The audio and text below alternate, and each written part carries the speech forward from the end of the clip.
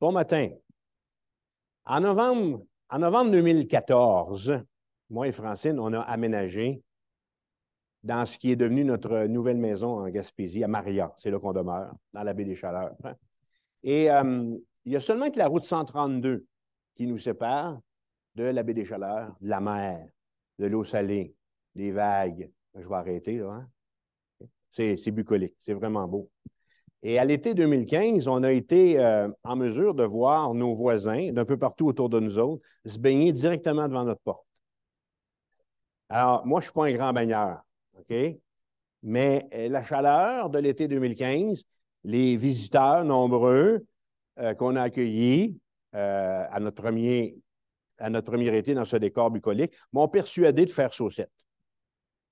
Alors, en date du 19 septembre 2015, je m'étais baigné déjà plus d'une quinzaine de fois. Et chaque fois que j'allais à l'eau, j'en redemandais. La raison est très simple. J'avais apprivoisé ma peur. La mer, c'est impressionnant. Chez nous, il y a des vagues de 4 pieds, 5 pieds. Edith, je n'exagère pas des fois, 5-6 pieds, OK? Alors, c'est impressionnant. J'ai peur de l'eau. Mais j'ai réalisé que dans la baie des Chaleurs, puis devant chez nous, à Maria, il n'y en a pas d'eau. Ce n'est pas creux, ce n'est pas dangereux. Lors de notre dernier rendez-vous, alors qu'on a regardé le repas du Seigneur, que j'ai enseigné sur le repas du Seigneur, j'ai parlé de la peur que certains peuvent avoir à l'idée de participer à ce rituel symbolique, le repas du Seigneur, qui nous rappelle jusqu'où Jésus est allé dans son amour pour chacun de nous. À cette peur, parfois qui est mal fondée, on a opposé le témoignage. C'est ce que j'ai fait en août. J'ai opposé le témoignage de la première Église consacrée qui nous présente la Sainte comme étant une entreprise joyeuse. On va retourner les voir un petit peu aujourd'hui. Alors moi, je vous dis qu'à la table de communion, Jésus désire voir notre intention, bien plus que de souhaiter nous terroriser. S'il y avait une phrase à retenir de ce que j'ai dit, c'est la suivante. Le pain et la coupe sont le geste de la main de Jésus qui nous demande de nous approcher de sa table, conscient de notre insuffisance et conscient de notre confiance dans sa plénitude. À la table, si nous nous présentons de cette façon-là, dans cette pauvreté spirituelle, Jésus ne fera pas d'exception. Jésus ne nous dira pas « Veux-tu retourner t'asseoir? » Amen.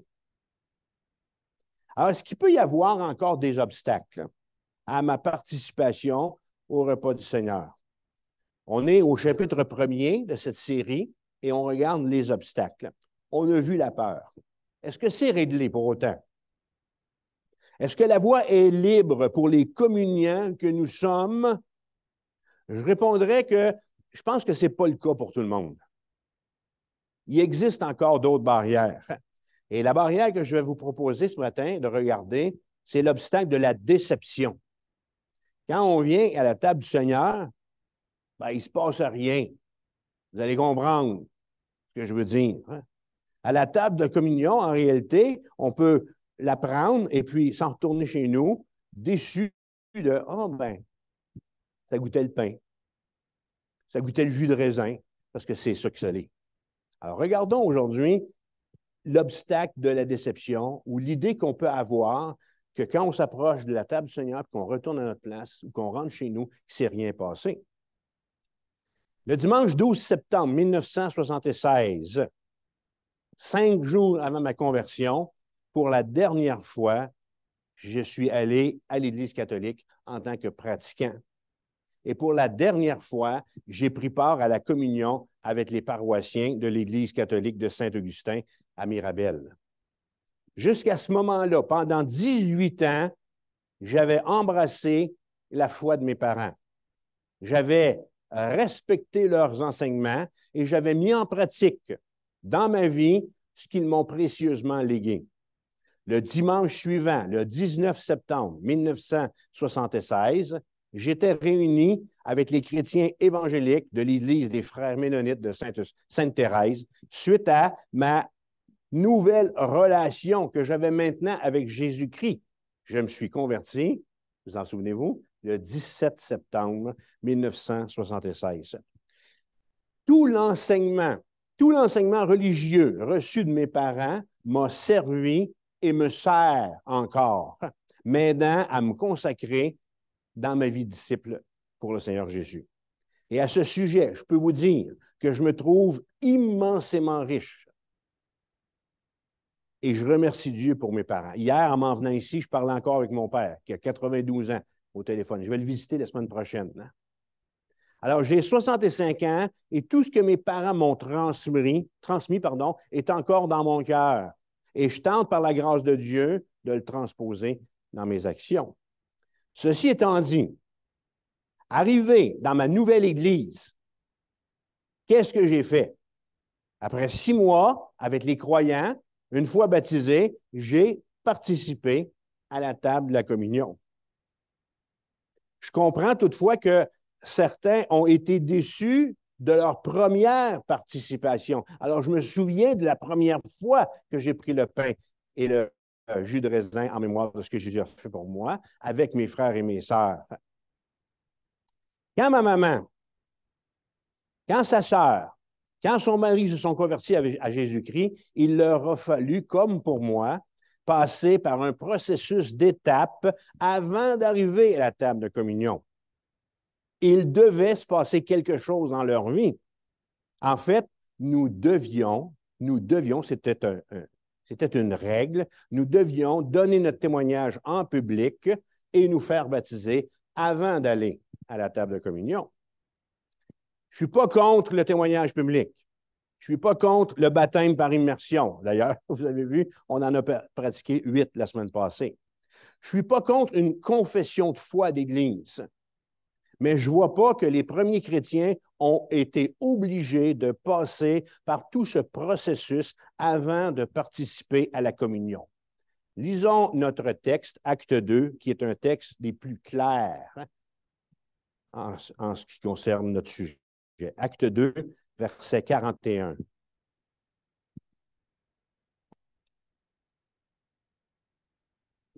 Ceux qui acceptèrent sa parole, c'est le facteur déterminant. Nous sommes en présence de chrétiens nés de nouveau. C'est bon? Ceux qui acceptèrent sa parole, alors le facteur déterminant, alors qu'on est nous autres là, en train de vivre ici à Rivière-du-Loup, le mandat 222, furent baptisés. Alors, il y a eu une démonstration publique, nous sommes en droit de croire, le même jour. La semaine passée, avez-vous été surpris de voir Daniel, à la fin, demander s'il y a des gens dans la foule qui voulaient se faire baptiser? C'est la première fois que je suis dans un rassemblement évangélique et que l'animateur offre de baptiser les gens qui vont se lever de leur place. Hein? Il n'y a personne qui s'est levé, là, mais ça m'a touché. Mais ce qu'on voit ici, c'est qu'ils ont été baptisés, semble-t-il, le même jour que la décision qu'ils venaient de prendre de suivre Jésus, en accord avec la commission que Jésus a donnée dans Matthieu 28, ce que je vous ai cité tantôt. Allez, faites de toutes les nations des disciples, les baptisant, et ainsi de suite. Et en ce jour-là, continue d'écrire Luc, pas d'école, pas de classe spéciale. Et en ce jour-là, le nombre des disciples s'augmenta d'environ 3000 âmes. Ils persévéraient. Là, on est ici, là, en présence d'une action d'Église. Ils persévéraient dans l'enseignement des apôtres, dans la communion fraternelle, dans la fraction du pain. C'est une affaire de disciples. Cette table-là est pour les disciples et dans les prières. Ainsi, ces personnes que j'ai amenées au Seigneur, maman, mon oncle, mon oncle Blaise, là, qu'on a salué la dernière fois, il a écouté la prédication au grand complet, puis il vous remet son bonjour. Ses prières l'ont encouragé grandement. Alors, ces personnes que j'ai amenées au Seigneur, une fois sauvées, n'étaient pas en mesure de participer tangiblement à la table comme le firent dans le texte les premiers chrétiens. Pourquoi? Il ne se passait rien. Il ne s'était rien passé dans leur vie. Alors, j'ai vu, moi, ces membres de ma famille, ma mère, j'ai vu des personnes quitter l'enceinte, quitter le sanctuaire. Le sanctuaire, c'est la salle où on est en ce moment. Quitter l'Église en pleurant. En pleurant, parce qu'il ne satisfaisait pas les critères qu'on avait établis en tant qu'Église locale pour participer à la table du Seigneur. Ma maman, qui a été fidèle au Seigneur jusqu'à la fin de sa vie, a dû attendre pendant de longues années avant de pouvoir participer à la table du Seigneur. Alors, c'est triste de réaliser que nos rites d'Église empêchent parfois des croyants de répondre aux gestes de Jésus qui convie pourtant les chrétiens à sa table. Jésus a dit en Jean 8, 32, « Vous connaîtrez la vérité et la vérité vous affranchira. » Certaines versions vous rendra libre. Alors, les gens se convertissent au Seigneur Jésus, ils donnent leur vie au Seigneur Jésus, Christ les libère et les envoie dans une église, et attention, c'est à ce moment-là que nous autres, on les rattache. Puis on leur dit, tu ne peux pas prendre le repas du Seigneur parce que tu n'es pas baptisé, ou tu n'es pas ci, ou tu n'es pas ça, ou ainsi de suite. Alors, on est là devant ces nouveaux croyants, espérant une transformation qui n'a rien à voir avec nous, mais avec le Saint-Esprit, les obligeant à embrasser un credo d'Église, plutôt que d'accepter, nous, de les rencontrer à la table où Jésus convie ses enfants. Alors, j'ai été ce pasteur, et c'est terminé. Je ne serai plus ce genre de pasteur. Pendant plus de 40 ans, j'ai été ce pasteur qui a refusé l'accès au repas du Seigneur. Alors, je vais vous dire deux choses. D'abord, pardon Seigneur. Pardon Seigneur, et pardon à tous ceux à qui, par les credos d'Église, j'ai dit de reculer devant le pain et le vin. Pardon sincèrement. Ensuite, toujours, je vais accepter la table de communion où nous convie le Seigneur Jésus, les chrétiens nés de nouveau. C'est un rendez-vous pour les enfants de Dieu. Est-ce que ma position, elle est assez claire? Hein? OK? Pardon. Dorénavant, en tant qu'homme de Dieu, en tant que pasteur, c'est comme ça que je vais travailler vis-à-vis le repas du Seigneur. Hein? Puis vous savez, dans les deux autres derniers enseignements, on vous a présenté certaines réflexions qu'on a eues à la table, pas à la table, mais à l'équipe de soins pastorales. Alors revenons à la déception causée par ma participation au repas du Seigneur. Est-ce que j'ai déjà pensé, moi, ce matin, là où je suis, que ma participation à la table du Seigneur allait produire des éclats extraordinaires? Je n'ai pas de cheveux, mais d'en avoir. Je suis beau, ben, je vais rester beau. OK? Comprenez-vous? Est-ce qu'on a déjà pensé qu'en se présentant à la table du Seigneur, allait se passer quelque chose?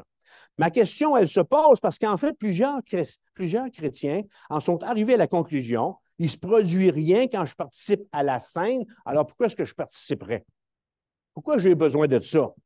Est-ce que je suis en droit de prendre la scène comme si quelque chose allait se produire?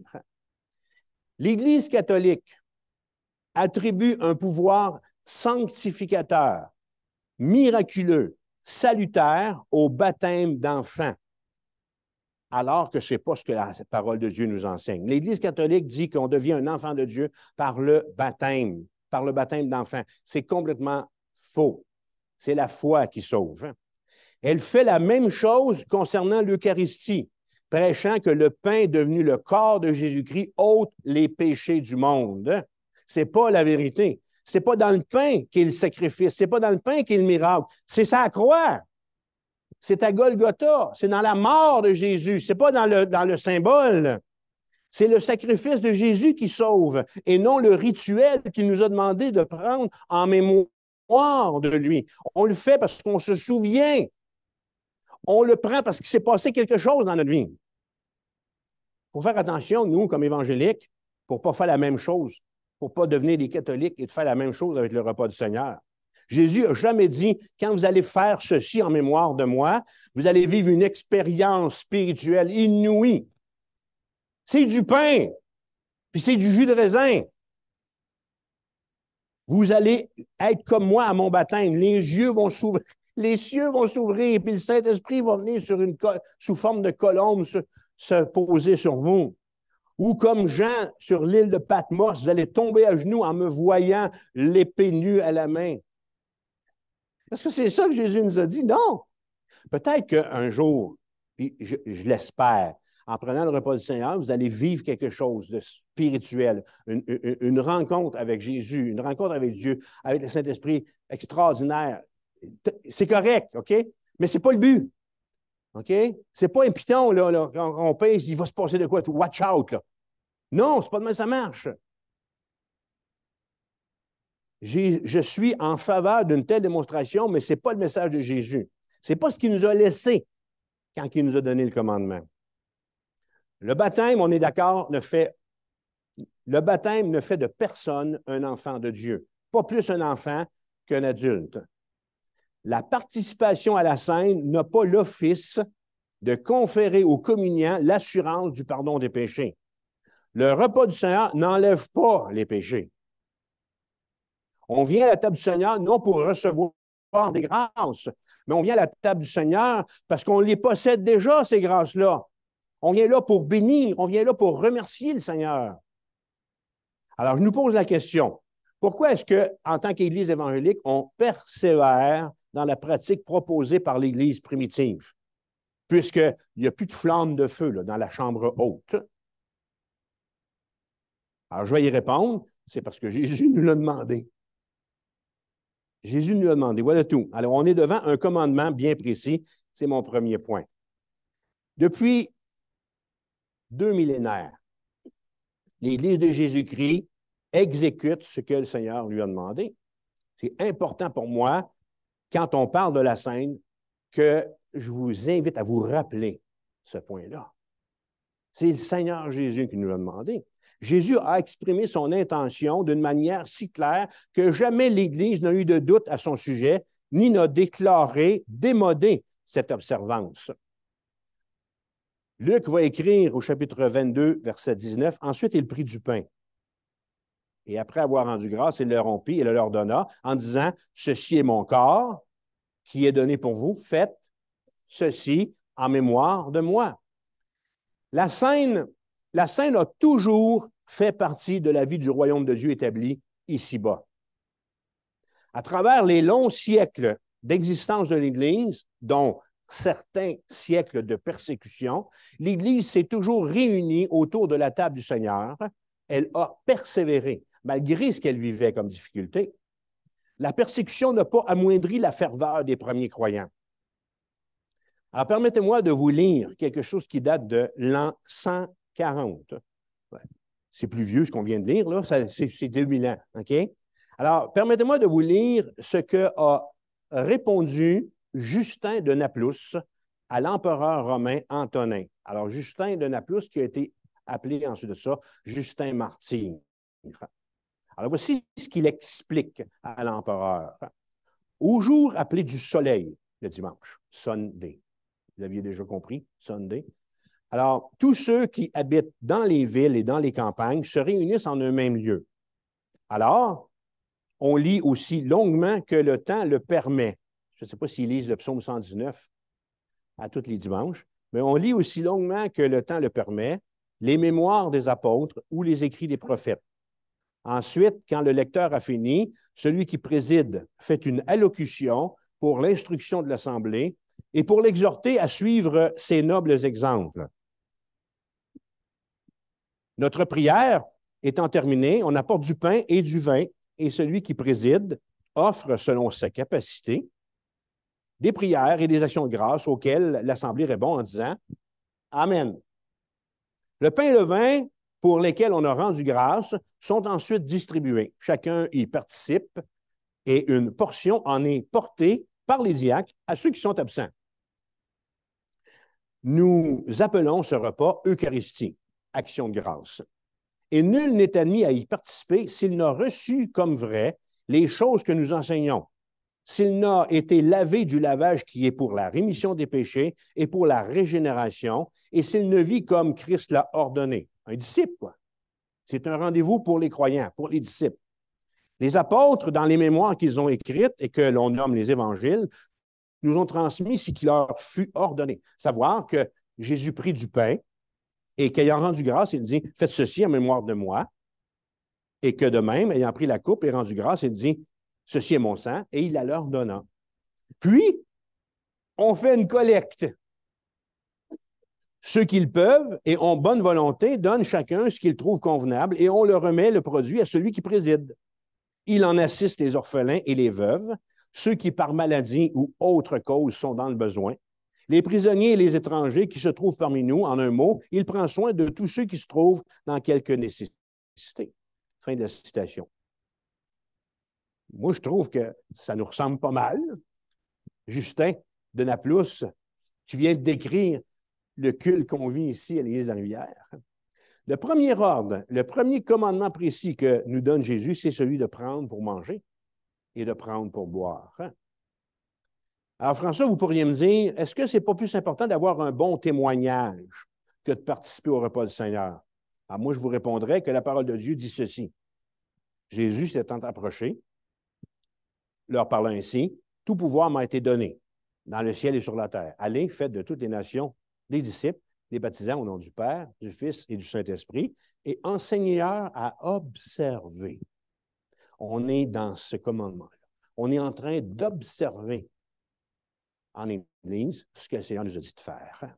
Alors, ce que l'on fait dans cette Église chrétienne-ci, c'est ça. Ce que je fais, ce que j'enseigne, j'exhorte le peuple de Dieu à observer ce que Jésus a prescrit. Jésus n'a pas lancé un vœu en l'air en nous faisant cette invitation-là. Jésus n'a rien proposé de facultatif vers lequel on irait en cas de crise. Jésus sait ce qu'il fait. Jésus savait ce qu'il faisait. Et ce qu'il faisait correspondait à un plan.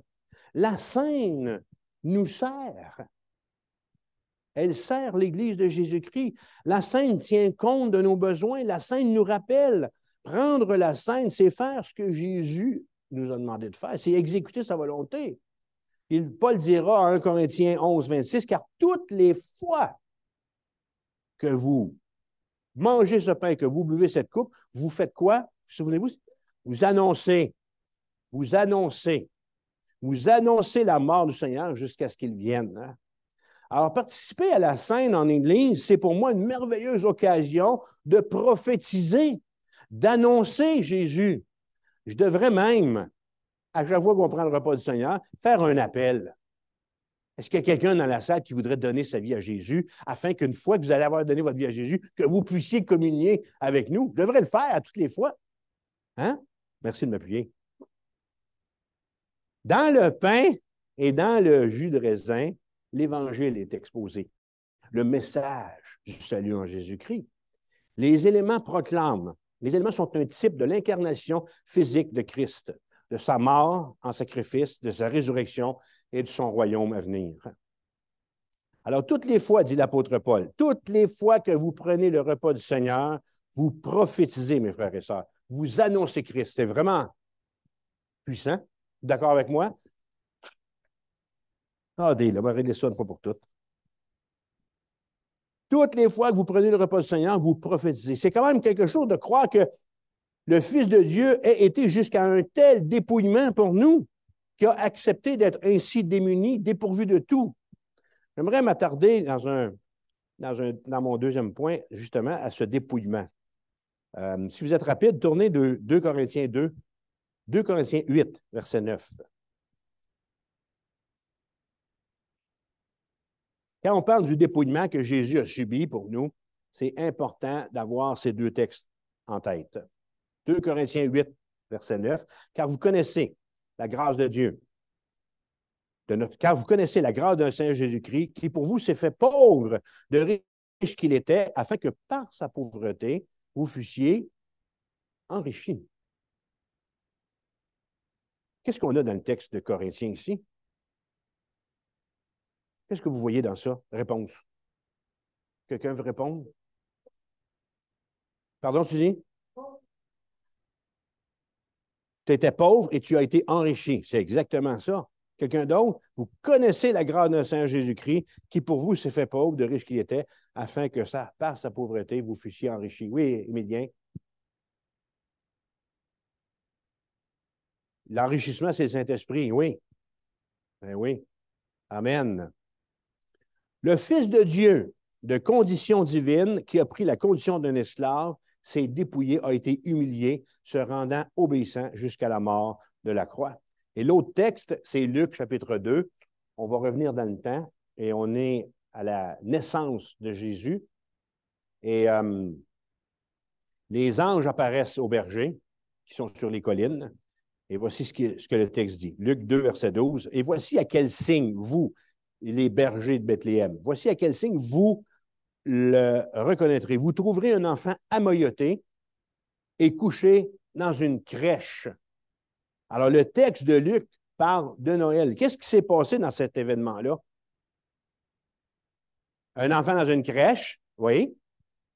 Qu'est-ce qui s'est passé? La naissance du Seigneur. Quelqu'un de très grand, êtes-vous d'accord avec moi? D'immensément grand est devenu très petit. Ne perdons pas 2 Corinthiens 8, 9. OK? Alors, quelqu'un de très grand, nous dit Luc, Luc chapitre 2, est devenu tout petit. Quelqu'un de très, très lointain s'est rapproché. Quelqu'un de glorieux est entré dans une situation misérable. Te faire réchauffer par un âne puis par une vache qui pue de respire. C'est quelque chose, ça. C'est exactement ça. C'est exactement ça. L'apôtre Jean va dire que la parole a été faite chair. La parole a été Dieu. Toutes choses ont été faites par elle. C'est cette parole céleste et créatrice qui s'est fait homme en la personne de Jésus. Jean vous dira qu'il a tabernaclé. La parole s'est faite chair, c'est le mot tabernacle qui est ici. Alors, vous faites du camping, vous savez ce que c'est, planter notre tente. Alors, Jésus est venu planter sa tente parmi nous. Il est venu habiter parmi nous. Jean-Baptiste va ajouter au témoignage de Jean ce qui suit. C'est celui de qui on dit, après moi vient un homme qui m'a précédé, car il était avant moi. Jésus, était avant moi, dit Jean-Baptiste, parce qu'il est lié d'un amour éternel à la personne du Père. C'est ce Fils glorieux et puissant qui s'est introduit dans notre monde de soucis et de souffrances. Jésus est venu nous rejoindre là où nous étions. Jésus, en parlant de lui-même, a dit ceci en Jean 8, 58, « Avant qu'Abraham fût, je suis. Je suis de tous les temps, car je précède le temps. Je surplombe le temps. Et c'est moi, le Fils de Dieu, moi, Dieu, en son Fils, qui a pénétré dans votre histoire temporelle, hein, en ce point d'impact que vous appelez Noël. Hein. Alors, est-ce qu'il y a quelqu'un qui peut dire « wow » en quelque part? Wow, hein? Jésus a pénétré notre histoire temporelle à Noël. Wow! Et on va dire que quand on prend le repas du Seigneur, qu'il ne se passe rien, il s'est passé tout. Tout s'est passé. Et tout se passe encore. Hein? Qu'est-ce qui s'est passé pour les bergers de Bethléem? Rien sinon qu'un petit enfant était couché là, dans son berceau de fortune. Dans la noirceur de cette étable, dans la fragilité de ce nourrisson, se passait sous leurs yeux l'événement capital et central de l'histoire de l'homme. Dieu fait la paix avec les hommes, jetant entre lui et nous un pont qu'on appelle le salut. Et il ne se passe rien quand on prend le repas du Seigneur. C'est tout passé, les frères et les sœurs. Puis il se passe encore tout. Le récit de la nativité aurait pu passer inaperçu, mais Dieu en a jugé autrement. Pour les bergers, le nouveau-né dans la crèche était signe de salut. Et quand ce nouveau-né, 30 ans plus tard, se retrouvera à la veille de sa mort, il donnera à son Église un signe de ce salut, le pain et le vin. Oui, un signe sobre, puis un signe pauvre. La scène est le signe d'un sauveur qui a partagé notre humanité. Jésus a dit, prenez le pain et le vin en mémoire de moi. La scène ne peut donc être qu'un signe simple du pain et du vin, parce qu'elle est le signe du Fils de Dieu qui a revêtu notre humanité afin de pouvoir nous rejoindre. Ça ne peut pas être compliqué. Alors, suis-je alors en droit d'exiger un autre signe? Suis-je en droit de demander qu'il se passe autre chose, quelque chose qui ferait fondre mes doutes? On ne vient pas à la scène pour faire fondre nos doutes. Et je pense que le chant, tu veux-tu m'envoyer le chant Jésus quitta le trône de son Père? Je pense que le chant suivant va savoir nous convaincre que ce n'est pas nécessaire, de rien demander de plus. La parole de Dieu vient de nous démontrer avec la plus claire évidence que nous sommes devant le dépouillement qui aura été le plus profitable à l'humanité. J'ai cherché de la musique là-dessus. Si tu en trouves, Hélène, tu me feras signe. Hein. Jésus quitta le trône de son Père. Alors, c'était de la musique lancinante et pénible. Ça nous aurait pris une demi-heure chanter le chant. Les Lepage, vous connaissez ça? Jésus quitta le trône de son Père et descendit ici-bas sur la terre. Il accepta la crèche pour berceau, lui, roi des rois, le Fils du Dieu très haut. Oh oui, c'est vrai, je sais que c'est vrai. Il est écrit, cela suffit, que Jésus m'aime au bonheur suprême. La Bible me le dit. En tous les lieux portant la délivrance, faisant le bien, guérissant la souffrance, il pardonnait aux pécheurs repentants, il bénissait jusqu'aux petits enfants. C'est que c'est vrai, il est écrit, cela suffit, que Jésus m'aime au bonheur suprême, la Bible me le dit. Il fut cloué sur la croix méprisable, lui juste et saint mourut pour moi coupable. Pour me sauver, son sang fut répandu. C'est pourquoi j'aime le Seigneur Jésus. Oh oui, c'est vrai, je sais que c'est vrai. Il est écrit, cela suffit, que Jésus m'aime au bonheur suprême. La Bible me le dit. Plus que vainqueur, il sortit de la tombe. Gloire à l'agneau divin, sauveur du monde. Il règne au ciel, intercède pour moi. Et vient bientôt me chercher, je le crois. Oh oui, c'est vrai, je sais que c'est vrai. Il est écrit, cela suffit, que Jésus m'aime au bonheur suprême. La Bible me le dit. Amen. Alors, en conclusion, maintenant, je nous pose la question. Une question à se poser individuellement, en fait, et je vais encore me permettre de répondre. Qu'est-ce qui se passe quand j'accueille ce signe? Alors, normalement, je pose des questions et je me réponds. Qu'est-ce qui se passe quand j'accepte dans ma vie la scène? Alors, avant, puis va même vous permettre de répondre. Qu'est-ce qui se passe quand vous acceptez ce signe?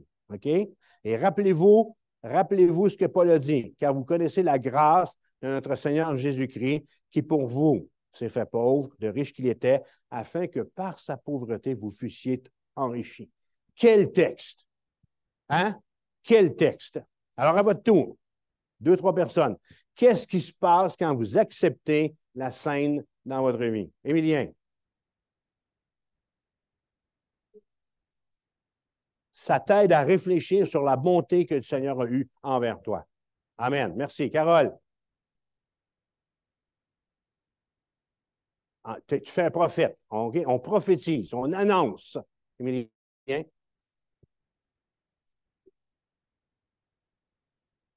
Amen. Amen. OK.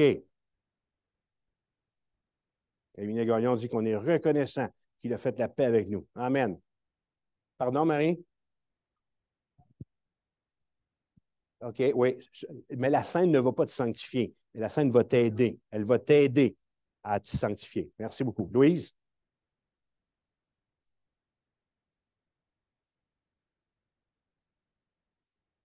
Amen. Ouais.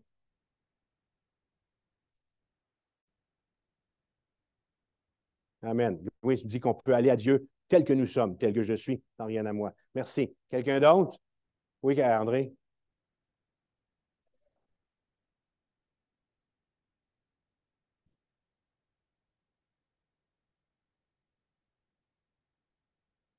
Amen. Merci. André nous rappelle que le Seigneur a tout accompli pour nous autres. Carole, elle est 2 pour 1? Oui. Oui. c'est un temps de réflexion. Et ça va rejoindre la sanctification. Alors, il se produit quelque chose. En fait, il se produit plusieurs choses quand on vient à la table du Seigneur. Hein? En premier lieu, j'accepte le fait que Jésus-Christ soit venu me chercher là où j'étais. Ce que tu as dit, Louise. OK? J'accepte cette incursion du ciel sur la terre. Tout ça pour moi. Ensuite, j'admets que par cette immersion du Fils de Dieu dans mon humanité, j'avoue qu'il lui a fallu passer par ce dépouillement pour m'atteindre dans ma misère. Alors, ma participation à la scène est donc une confession. Tout ce que vous avez dit est acceptable. Est une confession de foi. Seigneur, je ne peux pas venir à toi par mes propres forces. Je l'ai déjà mentionné, à la table du Seigneur, je suis porté de prier comme le centenier romain qui est venu voir Jésus. Et alors que Jésus se propose d'aller chez lui pour guérir son serviteur, je ne suis pas digne que tu rentres chez moi. Dis seulement une parole et mon serviteur sera guéri. OK? Au moment où j'accepte l'œuvre de Christ, tout ce que son humanité me vaut m'est donné. C'est Dieu lui-même qui se porte vers moi. Tout est son initiative. Est-ce qu'il y a une initiative de l'Église dans ça? C'est une initiative qui vient du ciel. C'est Jésus qui nous l'a donné. Dans l'ombre et le silence de mon cœur, il œuvre. Il peuple ma solitude. Il remplit mon néant. Il calme mes appréhensions. Il affermit mes résolutions. À la table du Seigneur, Jésus désire voir mon intention. Alors, en me présentant à la table du Seigneur, il y aura des résultats. Pourquoi? Parce qu'avec Dieu, il y a des résultats. Dieu est dans le business du résultat. Amen. Hein? Les jeunes, nos deux plus jeunes, dis aux enfants qui peuvent rentrer, là.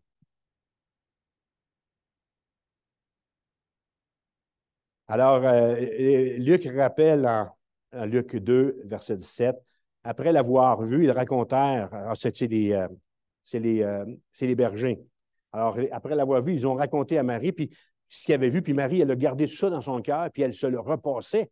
Alors, c'est ce qu'on est en train de vivre. Alors, Dieu, en nous rencontrant à la table de communion, dit à chacun de nous, je veux me servir de toi comme je l'ai fait avec les bergers de Bethléem. Et c'est là qu'on va devenir des prophètes, puis qu'on va annoncer que le sang de Jésus purifie de toutes nos fautes. Quand je me présente à la table du Seigneur, quand je participe à la scène, en faisant mémoire de Jésus, ce qu'il m'a demandé, il va y avoir des résultats. Bertrand, pendant la distribution des éléments, gérait dans un monde dur et froid à Golgotha, groupe Héritage. Est-ce que je peux vous inviter à vous lever, s'il vous plaît? Vous distribuez, puis vous attendez la fin du chant.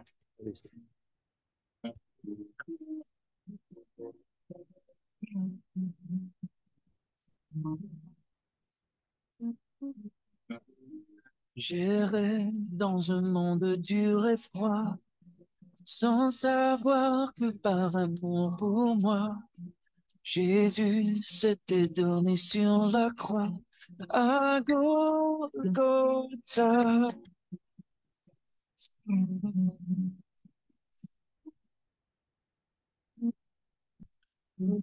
Voyant sur le poids de mon péché, redoutant la mort, l'éternité, à Christ, enfin j'ai tout confessé à Golgotha. Oh, c'est que mes parents sont tombés. C'est là que Jésus m'a tout donné. Le pardon, m'appelle la liberté. À Golgotha. Maintenant, à Christ, j'ai tout donné. Maintenant, tout en moi peut chanter. Maintenant, la vie a commencé.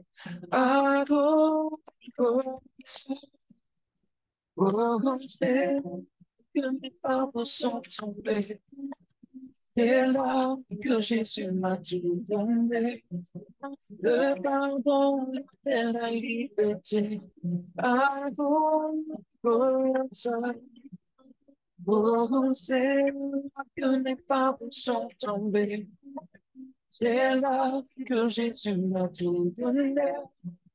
Le pardon, la paix, la liberté. Oh,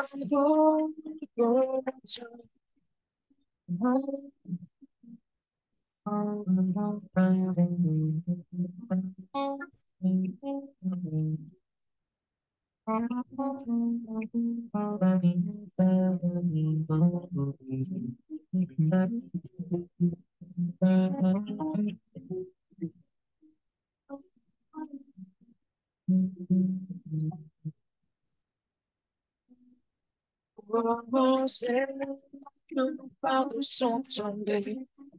C'est là que Jésus m'a tout donné.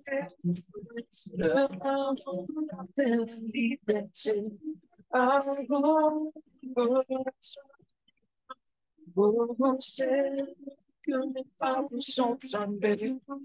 C'est là que Jésus m'a tout donné. Le pardon, la paix, la liberté.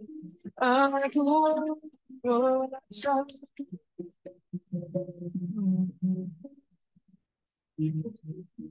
I go,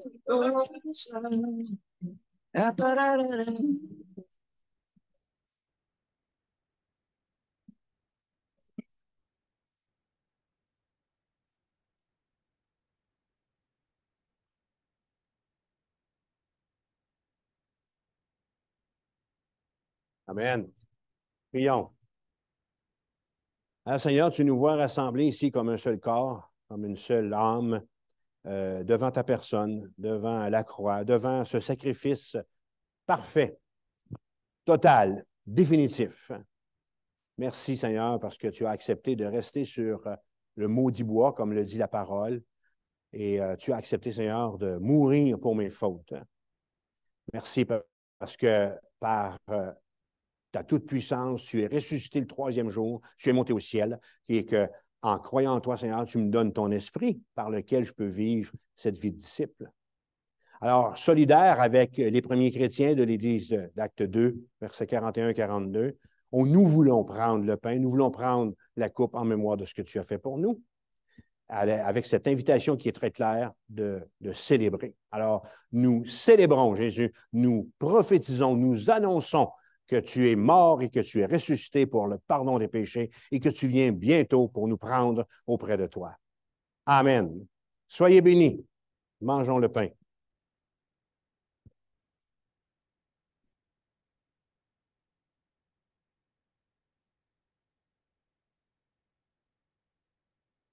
Et buvons la coupe.